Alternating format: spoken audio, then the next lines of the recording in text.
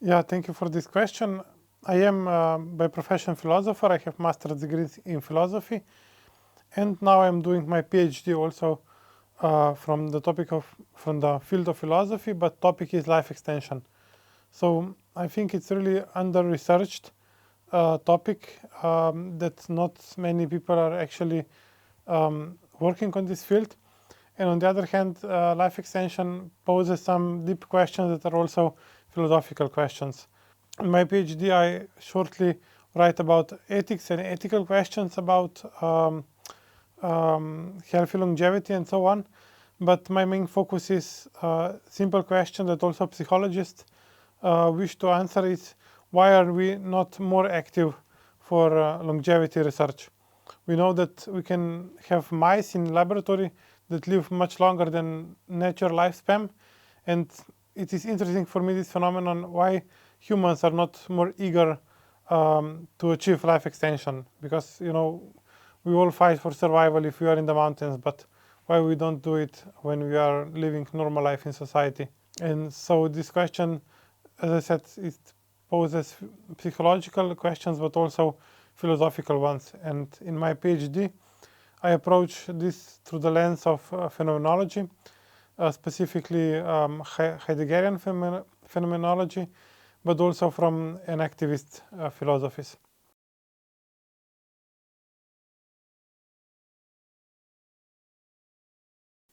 Fortunately, we live in a liberal society where we can pursue our own view of good life. And this means that all of us who believe that it's good to live much longer have freedom to pursue it. So I'm never saying that we have to live, for example, 150 years if science will enable us to do so. But I believe that many people like me and people I know that wish to live longer because we value life, we value everything nice that is in life, and we see no reason why it should stop if it can last longer. So yeah, and because we are free, we can decide to pursue the science for longevity and activism for longevity, and try to show also other people that this is a good idea.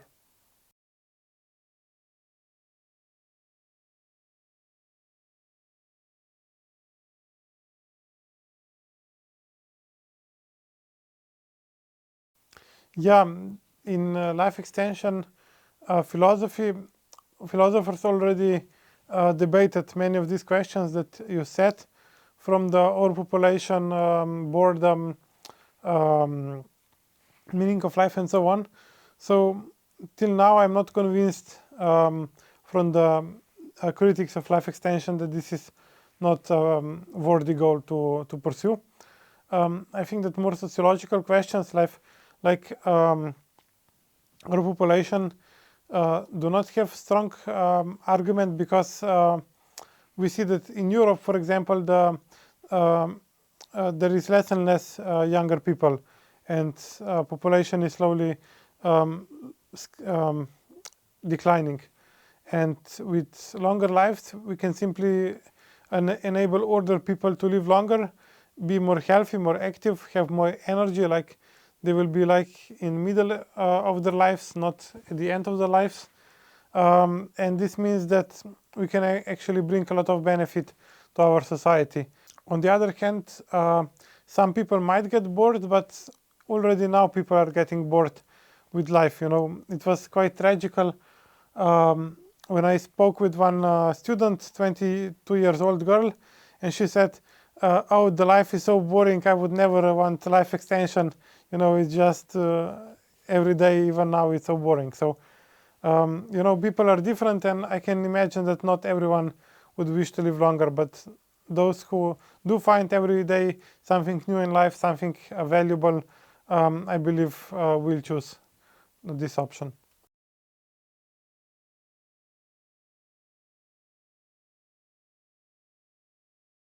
Yeah, I was questioning myself a lot about social inequality. Um, I would say that this is a realistic problem, or realistic possibility, that like the rich people would have life extension and poor would not have. But on the other hand, there are some arguments, strong ones, that argue against it. First is that the companies that will develop life extension technologies, or even universities, and then the companies will just produce it.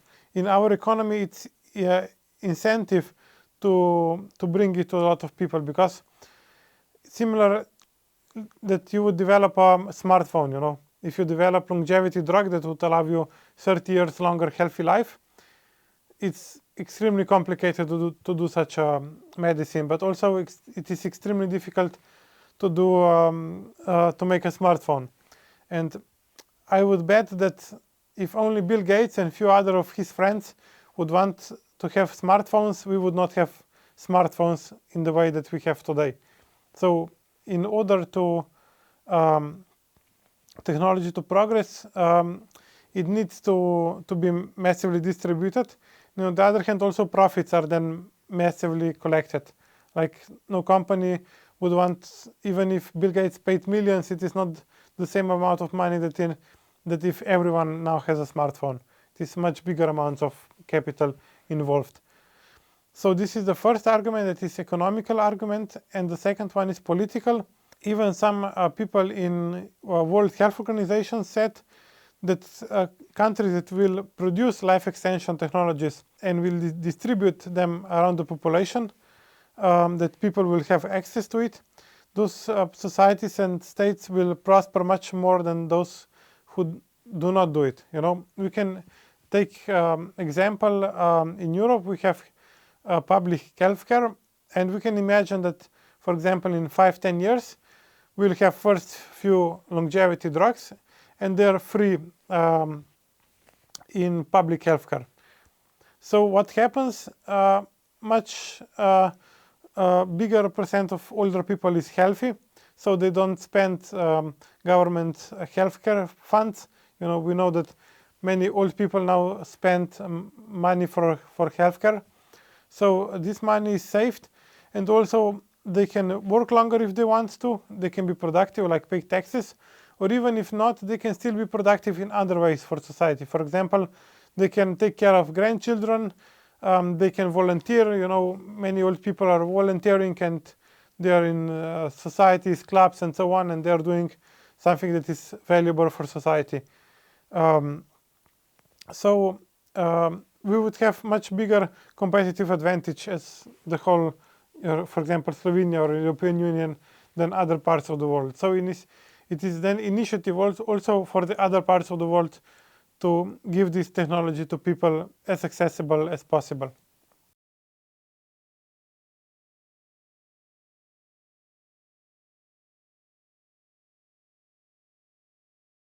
Yes, so in our society, we connect people who like the idea of living very long, for example, past or 150 years or more. And we connect people who like this idea, but also scientists who work on this idea. We have a few scientists in Slovenia who have research labs and work towards it. We also have some entrepreneurs who have companies in this field of biosciences. So we connect all these people together, and we also make public aware about this idea. So we have public lectures around the country. We go to the television, to radio, and so on, to the newspapers. And also we are organizing conferences. We had one big conference in 2020, and the next one is coming this autumn in 2023. So we'll have Slovenian guests and also international guests. We got Over the Grey, for example, to come on virtually to our conference, and we are looking forward everyone to see this conference.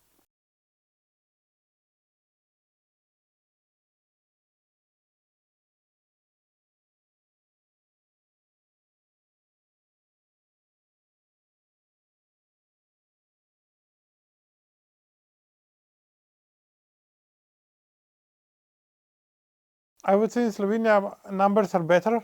So we did also a sociological study in 2020, and we found out that around 1/4 of population do not want life extension. They do not want to, how to say, artificial things in their body to enable them to be healthy and live longer.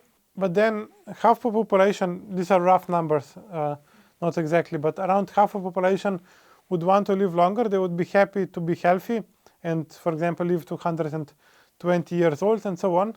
So longer than normal life, but still nothing so radical. And they focus on health to have healthy life. And around 1/4 of population wishes to live very long, so 150 or even much longer. Also, significant point of questions say that they wish to live forever.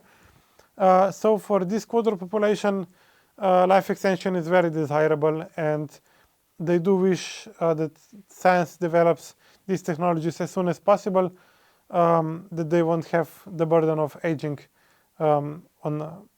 hanging on them. And yeah, and this is also part of things that I'm researching in my PhD.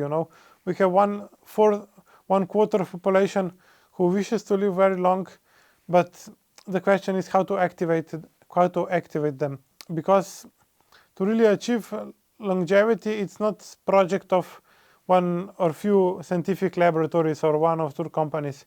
We would need to have the whole industries built, the whole university subjects being formed. It's like flying to the moon or even harder. And for such a goal, we need to activate big part of society to really strive and achieve this goal together. Not a small number of individuals can do it.